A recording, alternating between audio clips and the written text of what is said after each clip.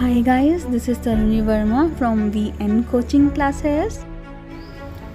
So guys, आज के chapter को हमें स्टार्ट करने से पहले ये देख लेते हैं कि क्वेश्चंस क्या क्या है जो हम इस वाले चैप्टर से कवर करेंगे, क्या क्या हमें इस चैप्टर से जानने के लिए मिलेगा। बिरसा, सबसे पहली बार तो बिरसा कौन थे, ठीक है, किन समस्याओं को वो हल करना चाहते थे, जिन्हें दीकू कहा जाता था। उन्होंने इलाकों के बाहरी लोगों को गुलाम कैसे बना लिया, वे बाहरी लोग कौन थे, अंग्रेजों के राज में आदिवासियों के साथ हो क्या रहा था, आदिवासियों का जीवन किस तरह बदल रहा था, क्या कुछ चेंजेस हो रहे थे। तो इन्हीं क्वेश्चंस को जानने के लिए हम अब स्टार्ट करते हैं हमारा चैप्टर नंबर 4, आदिवासी, दीकू और एक स्वर्ण युग की कल्पना। इस चैप्टर में ना हम आदिवासियों के बारे में पढ़ेंगे। अब तक तो हमने एक जो बोला जाता है ना कि एक सोसाइटी होती है, भाई जो एक दूसरे के कांटेक्ट में रहते हैं और समाज की विभिन्न धाराओं से जुड़े रहते हैं, ठीक है, वो समाज जो बनाते हैं उन लोगों के बारे में पढ़ा। बट अब हम पढ़ेंगे आदिवासी लोगों के बारे में या फिर जनजाति लोगों के बारे में। और जनजाति वाला चैप्टर हमने पिछली क्लास में भी कवर किया था। और अगर आपको और अच्छे से जानना है तो 6th क्लास और 7th क्लास की NCERT हिस्ट्री की हिंदी में कवर की जा चुकी है और आप जाकर उसको देख लीजिएगा, लिंक डिस्क्रिप्शन बॉक्स में है, जिससे इस वाली NCERT को कवर करने के साथ साथ 8th क्लास की NCERT को कवर करने के साथ साथ आप 6th और 7th क्लास की NCERT भी आराम से कवर कर लेंगे, ठीक है। हमने जब अभी चैप्टर स्टार्ट किया, इसमें सबसे पहला क्वेश्चन देखा बिरसा। बिरसा कौन थे या फिर बिरसा मुंडा कौन थे। बिरसा का जन्म एक मुंडा परिवार में हुआ था। मुंडा एक जनजाति, ठीक है, नाम था बिरसा। मुंडा एक जनजाति समूह है जो कि छोटा नागपुर में रहती है। बिरसा के समर्थकों में इलाके के दूसरे आदिवासी संथाल और उराव ये भी जनजातियाँ थी, ठीक है। और अंग्रेज़ों की वजह से बहुत प्रॉब्लम्स दिखाई दे रही थी, बहुत ज़्यादा प्रॉब्लम हो रही थी जनजातियों को, आदिवासियों को अपनी जीविका चलाने में, अपनी ज़िंदगी अच्छे से जीने में। तो बिरसा मुंडा ने ऐसा क्या किया बिरसा मुंडा ने कि लोग उन्हें भगवान भी मानते थे, ठीक है। तो ये देखिए 1895 में बिरसा नाम के एक आदमी को बिहार में छोटा नागपुर के जंगलों और गांवों में घूमता हुआ देखा गया। लोग बोलते थे कि इस बंदे के पास है ना चमत्कारी शक्तियाँ है, ये सब कुछ ठीक कर देगा, सारी बीमारियाँ दूर कर सकता है, अनाज की छोटी सी ढेरी को बड़े ढेर में बदल सकता है, कई गुना बढ़ा सकता है। और बिरसा ने खुद भी ऐलान कर दिया था कि उसे भगवान ने लोगों की रक्षा और दीकुओं की गुलामी से आज़ाद करने के लिए भेजा है, ठीक है। और नेतृत्व बहुत अच्छा था। और एग्जैक्टली बिरसा मुंडा के क्या काम थे जिसकी वजह से हमारे भारतीय इतिहास में बड़ी इज्जत के साथ बिरसा मुंडा का नाम लिया जाता है, वो हम अभी आगे देखते हैं।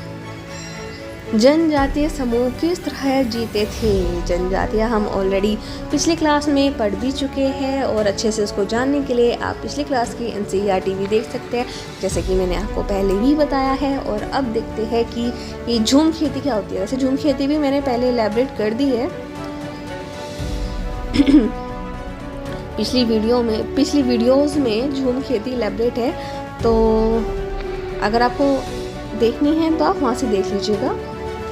पर एक छोटा सा पार्ट में अभी इलैबोरेट कर देती हूँ। झूम खेती में क्या होता है कि ये एक आपका पोर्शन है, जंगल वाला पोर्शन स्पेशली, क्योंकि जो झूम खेती होती है वो जनजाति और आदिवासी लोग करते हैं ना। तो जो ये एरिया मैंने यहाँ पे फ्रेम किया है अभी आपके सामने, ये जंगल का एरिया होता था। तो जो ये लोग होते थे ना, वो उसके एक पार्ट पे जंगलों को जला देते थे।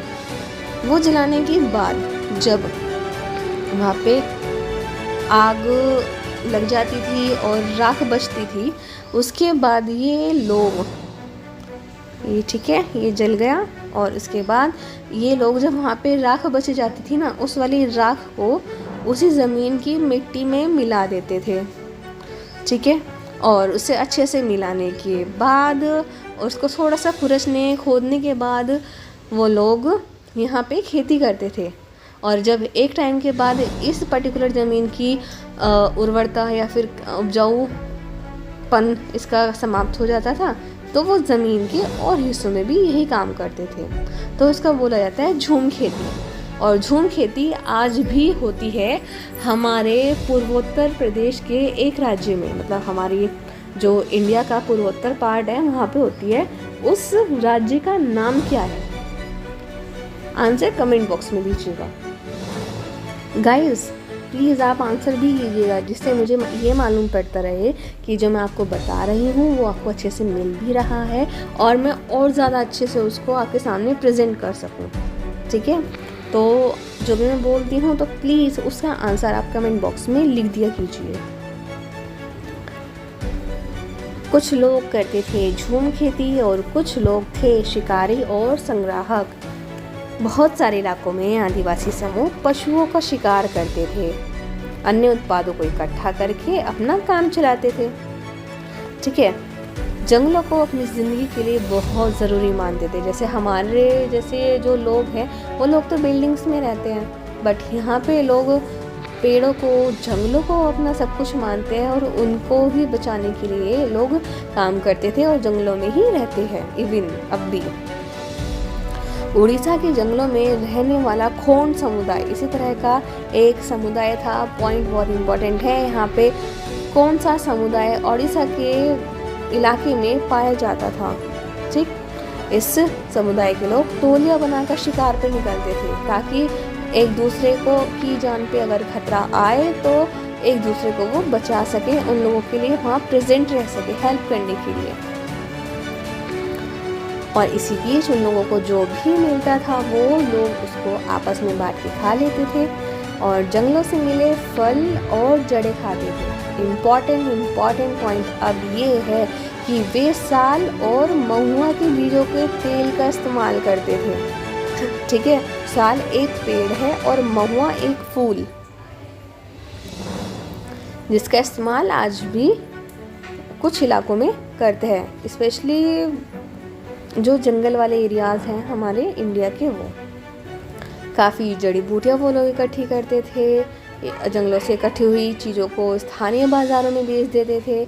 और जब भी स्थानीय बुनकर और चमड़ा कारीगर को कपड़े और चमड़े की रंगाई के लिए कुसुम और पलाश, दो फूल है ये, इसका ध्यान रखना, कुसुम और पलाश के फूलों के लिए खोंड जनजाति के लोगों से ही कांटेक्ट किया जाता था। इन समुदाय को चावल और अन्य अनाज भी मिलते थे, पर कहाँ से, आइए देखते हैं। कई बार तो चीज़ों की अदला बदली, जिसको वस्तु विनिमय या फिर बार्टर सिस्टम भी बोला जाता है, उसके थ्रू इन लोगों को चीज़ें आराम से मिल जाती थी और वे अपनी कीमती वन उत्पादों के बदले ज़रूरतों का सामान ले लेते थे। भाई जो भी डेली नीड की चीज़ें होती है वो जनजातीय लोग स्थानीय लोगों से ले लेते थे। और कई बार उन्हें चीज़ें खरीदने के लिए अपनी मुट्ठी भर आमदनी का सहारा लेना पड़ता था, ठीक है। रोज़गार तो उनका इतना होता नहीं था, जितना कमाया उतना खाया, हैंड टू माउथ वाला सिस्टम होता था। बट कभी कभी अपनी ज़रूरतें पूरी करने के लिए उन लोगों को जो भी उन्होंने थोड़ा बहुत कमाया होता था उन लोगों को वो भी देना पड़ता था। आसपास से कुछ चीज़ें नहीं मिल पाती थी तो उसके लिए उनको ख़रीदना बेचना भी पड़ता था। बट इस चीज़ का फ़ायदा कौन लोग उठाते थे? व्यापारी और सूदखोर महाजन। व्यापारी क्या करते थे, अपने हाई प्राइसेस पे वो लोग सामान सेल करते थे, ठीक है, क्योंकि उन्हें पता है कि भाई खरीदेंगे तो यहीं से, क्योंकि इनको ज़रूरत है इस चीज़ की। और जो महाजन लोग होते थे वो उनको हाई इंटरेस्ट रेट पे उनको कर्जा देते थे। इसकी वजह से लोगों को, जो आदिवासी लोग थे, उनको बहुत ज़्यादा प्रॉब्लम्स होती थी। और अब जब आप किसी के लिए प्रॉब्लम क्रिएट करोगे तो ऑब्वियसली वो लोग आपको अपने शैतान या फिर भारी मुसीबतों की, सारी मुसीबतों की जड़ ही मानेगा। इट्स ऑब्वियस, भाई जितना लाजमी है उतना चार्ज करो ना। कुछ जानवर पालते थे। अभी तक हमने क्या पढ़ा? कुछ लोग झूम की खेती करते थे, कुछ लोग शिकारी और संग्राहक थे, और कुछ लोग जानवर पालते थे। जानवर पालने का मतलब ये नहीं है कि भाई दिन में गए बाहर लेके, जंगलों में लेके, और रात को वापसी उन्हें अपने घर ले आए। नहीं, ये लोग चरवाहे थे जो मौसम के हिसाब से मवेशी मतलब जो पशु होते हैं, या फिर भेड़ों के झुंड को रेवड़ बोला जाता है, ठीक है। उसको लेके एक जगह से दूसरी जगह घुमा करते थे, और जब एक जगह की घास खत्म हो जाती थी तो दूसरी जगह, ठीक है, मूव कर दिया जाता था।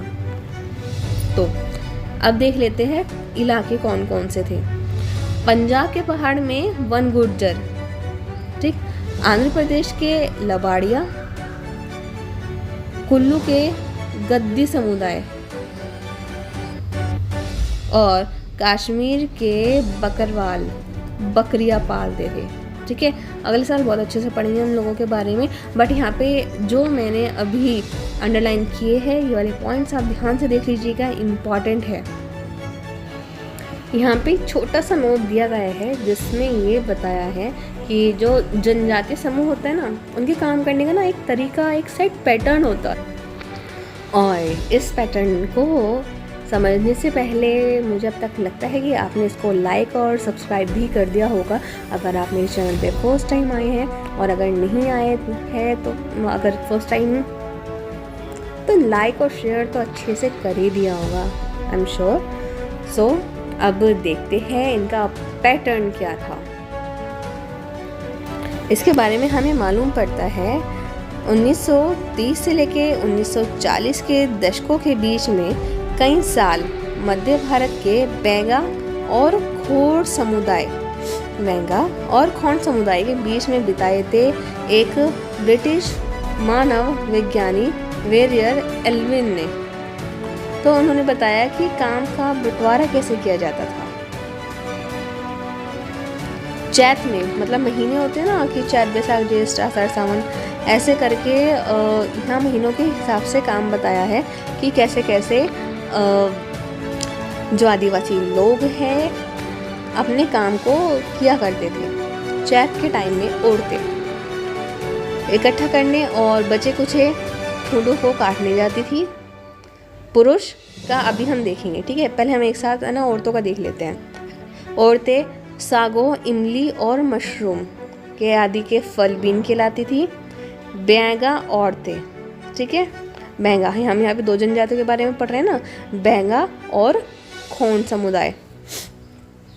बैंगा औरतें या तो केवल जड़े या फिर कंद इकट्ठा करती थी और महुआ के बीज इकट्ठे करके लाती थी, ठीक है। और मध्य एशिया के आदिवासियों में बैंगाओं को सबसे अच्छा शिकारी माना जाता था। औरतें अधजली लकड़ियों को ईंधन के लिए बीन खिलाती थी, ठीक। और अब देखते हैं कि चैत के महीने में पुरुष क्या काम करते थे। पुरुष बड़े पेड़ों को काटते थे और शिकार पे जाते थे। शिकार पूरे चांद के समय पूर्व से शुरू होता था। शिकार के लिए बांस के फंदों का इस्तेमाल किया जाता था, ठीक है। वैसाख में जंगलों को जलाया जाता था। आदमी शिकार पर तो जाते थे लेकिन गांव से दूर नहीं जाते थे, ठीक है। ये हो गया चैत। अब हम पढ़ेंगे जेठ महीने के बारे में। जेठ में बुआई होती थी और शिकार चलता ही रहता था, क्योंकि एक चीज़ से काम नहीं चलेगा ना भाई, आपको 2 या 3 काम तो लेके चलने पड़ते हैं। शिकार चलता रहता था। आषाढ़ से भादों तक मर्द खेतों में काम करते थे और कुआर में फलियां आने लगती थी। कुआर मतलब महीना। और कार्तिक कुटकी में पक जाता था।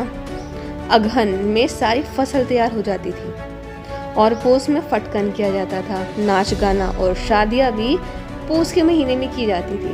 इससे याद आता है एक बहुत ज़्यादा फेमस स्टोरी है पोस की रात, है ना। तो उसके राइटर कौन है? Answer please in comment box. ठीक है, तो सारी शादियाँ, नाच गाना सब कुछ पूस के महीने में होता था और माघ में पुरुष नए बेवड़ की तरफ चल देते थे। इस दौरान शिकार और चीज़ों का संग्रह ही जीने का मुख्य आधार होता था। और ये भी स्पेशलिटी थी कि जो ये चक्र हमने पढ़ा है ये सिर्फ पहले ही साल का चक्र होता था। दूसरे साल के शिकार के लिए ज़्यादा समय मिल जाता था क्योंकि केवल कुछ फसलों की ही बुआई और कटाई होती थी। बुआई मतलब बोना, कटाई मतलब काटना, और भोजन काफ़ी हो, इसलिए पुरुष बेवड़ों में ही रहते थे। और तीसरे साल में भोजन के लिए वन पादों की भी जरूरत पड़ने लगती थी।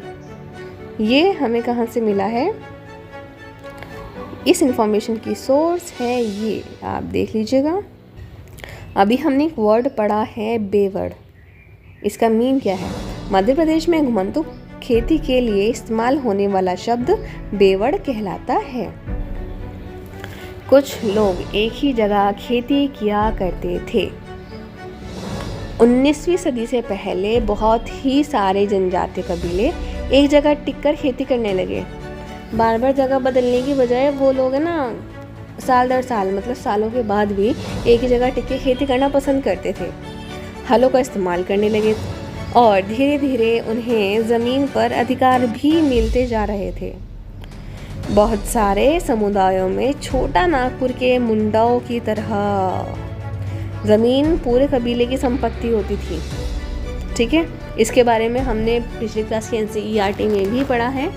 और कुल के सभी सदस्यों को उन मूल निवासियों का वंशज माना जाता था जिन्होंने सबसे पहले आकर ज़मीन को साफ किया था।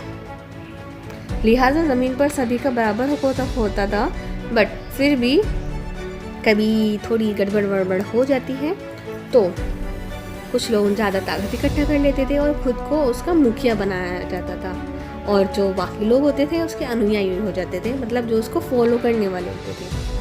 और ब्रिटिश लोग क्या सोचते थे कि एक जगह जो रुके करने वाले, काम करने वाले जो लोग हैं वो ज़्यादा सभ्य है बजाय उन लोगों के जो जंगलों में घूमकर शिकार करते हैं। ब्रिटिशर्स का यही सोचना था। ठीक है, नेक्स्ट टॉपिक, औपनिवेशिक शासन से आदिवासियों के जीवन पर क्या प्रभाव पड़ा, ये डिस्कस करेंगे हम हमारे नेक्स्ट पार्ट में, क्योंकि ये वाला पार्ट फिर ज़्यादा लंबा हो जाएगा। आप लोग उसको कवर करने में थोड़ी प्रॉब्लम फील करेंगे।